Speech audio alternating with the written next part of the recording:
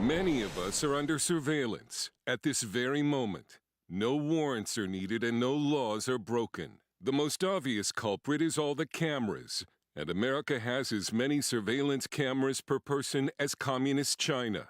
Police departments from New York to LA are combining these cameras with facial recognition technology to track everyone.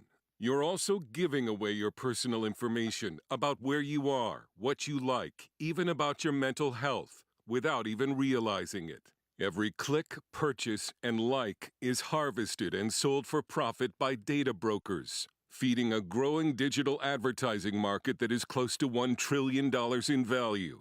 Even your car tire sensors allow you to be tracked. Byron Tao is the author of Means of Control. A lot of that data ends up in the hands of data brokers, and those data brokers make that data available for sale to researchers, to marketers, to companies, and even to governments. So it's very, very difficult to escape the kind of logging and surveillance that modern technology brings along with it. It's being called surveillance capitalism. The internet is now a prison.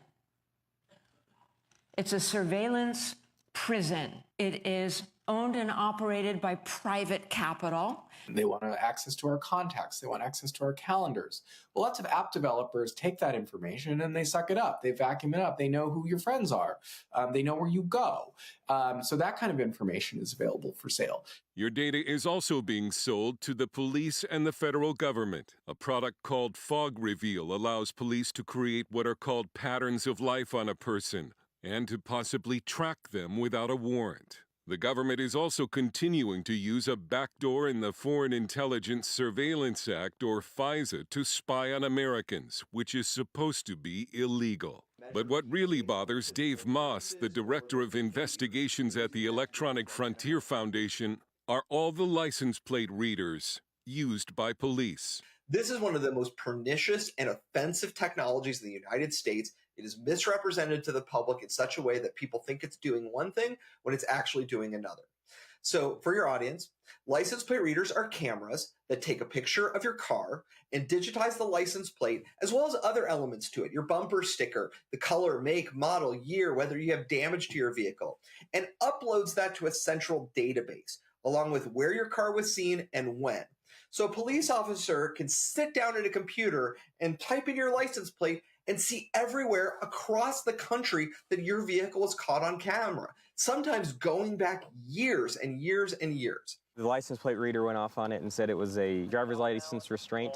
So it looks like on here, so she has a suspended driver's license. That can be on any screen on the computer, and if it hits on a license plate, it'll pop up. It doesn't matter whether you are tied to a crime or not, they're capturing it on everyone. And that allows them to track you in real time. They can add you to a watch list and just watch you and get alerts every time you pass a camera. A Duke University study found that data brokers are also selling lists of people with depression, anxiety, bipolar disorder, and PTSD, all harvested from medical apps and websites. Constitutional attorney John Whitehead says this is all a clear violation of the Constitution's ban on unreasonable searches and seizures. The Fourth Amendment's dead because on their phones and their laptops, they have all this information on you. It's called predictive policing, and they're watching everything people are doing. There have been some ingenious attempts to thwart facial recognition, however, none of these work. The surveillance of Americans is an issue that should unite both the political right and left, because we're all losing an important constitutional protection.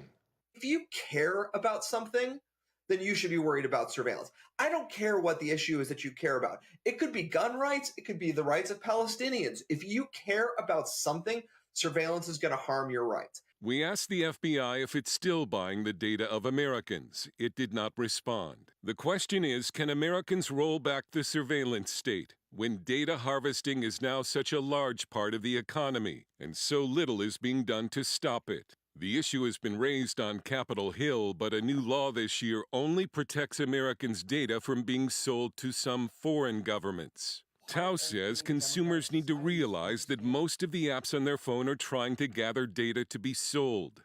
Beware of granting apps location permissions. Use only encrypted messaging services and search engines that promise not to track you. You can also delete your phone's advertising ID, which can be used to track your habits and movements. And you can buy services that remove your data from the marketplace. For there to be any fundamental return to privacy in America, however, experts say Americans are going to have to demand more change from Washington.